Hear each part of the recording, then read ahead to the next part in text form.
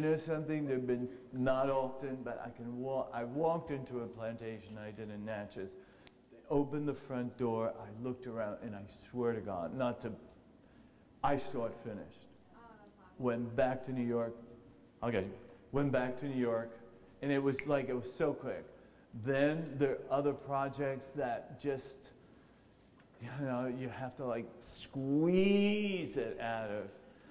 So we photograph, we measure, we do all that, then I do colors, and then we present. When we present a job, we present it in full.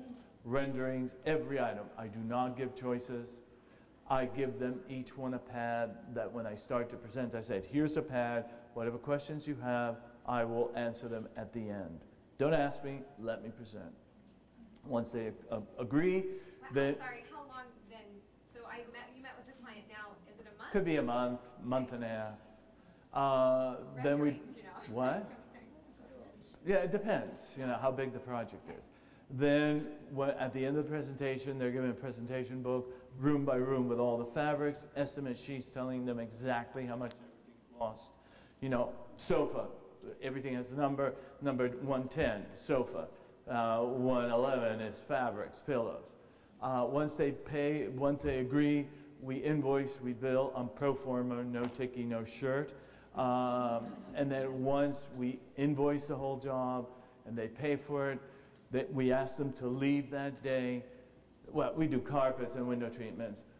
Then we ask them to leave that morning. Everything gets delivered. It gets put together 1 day or 2 days. And then when they open that door, it is flowers, it's candles. By you? That's what you're paying for, honey. That's the fun part. The fun part is to get the client and then finish the job. In between, Sorry, you I know, have so many. I just really want to know your process. that is the process. And then accessories are left on consignment. They have 4 days to accept or take away.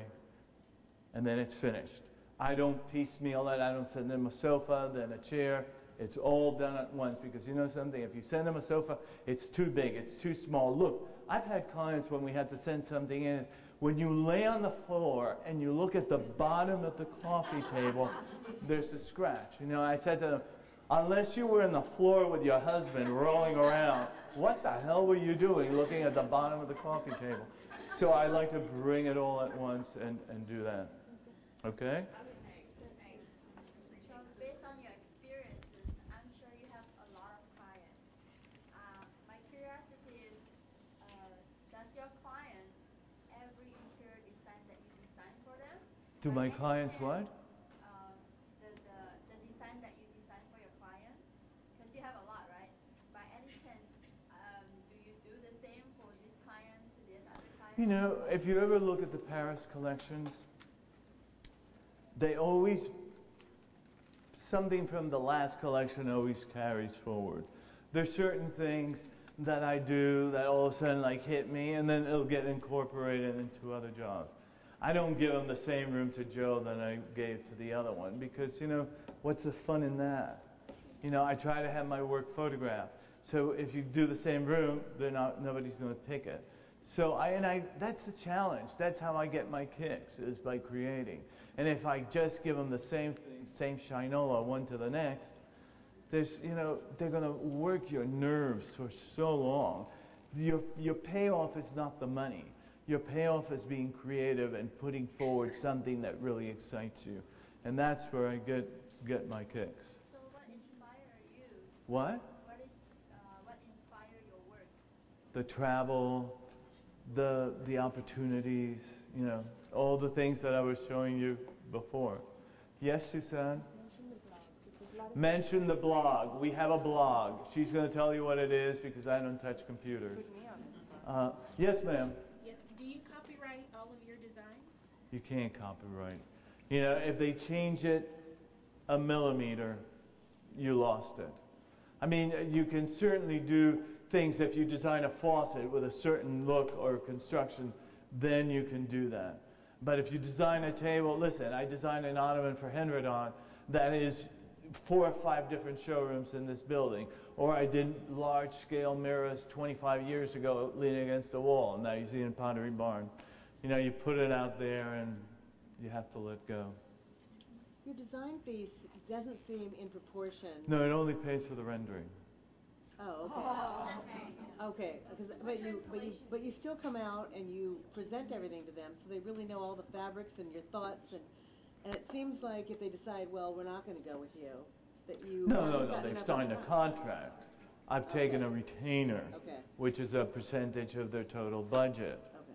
You know, that can happen, but it really doesn't, you know, because they're coming to you for what it is you can offer them. You know, I can give you a recipe for making a cake. Will you be able to make a cake? You know, these people don't have the time. They've come to you, and it's about a commitment, you to them and them to you. And if they walk, you know, they're going to screw you anyway. And how often really does that happen? To me, it doesn't happen. Does it happen to you? No. No. Anything else? The lady's waving. Oh. Quick question. When you go through the initial design process, you said that you don't come in with any options? No. Coming in straight and No, not at the beginning. After I've gathered the information, after I measure. When I present a picture, an environment. And at that point, they're going to sign the contract? No. No, you sign, the first thing you do is get a contract signed. That is the problem with so many designers. That, oh, you know, like me. My shrink said that the interior designers are the neediest people in the world. Love me, please love my work, love what I do. You know, do you really like it? No. You have to commit. You have to sign that contract that tells me how much you're going to spend, that gives me a retainer before I start doing anything. You don't, you know.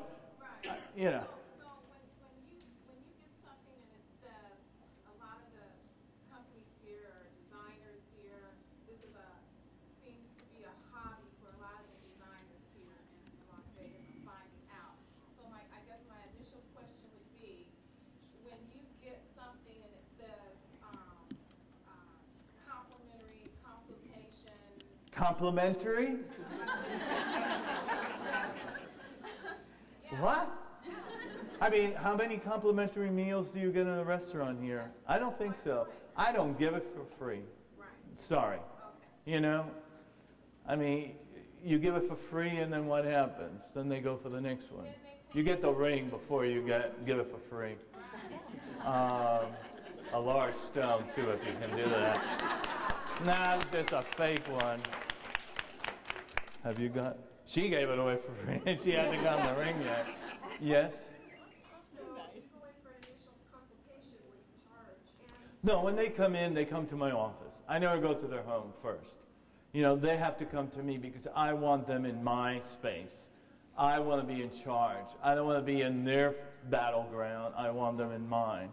So they feel they lose part of their control. I mean, they have the control. They have the money. They're going to spend it. So, you know. But I want them in my ground, you know, so I can show them what I do.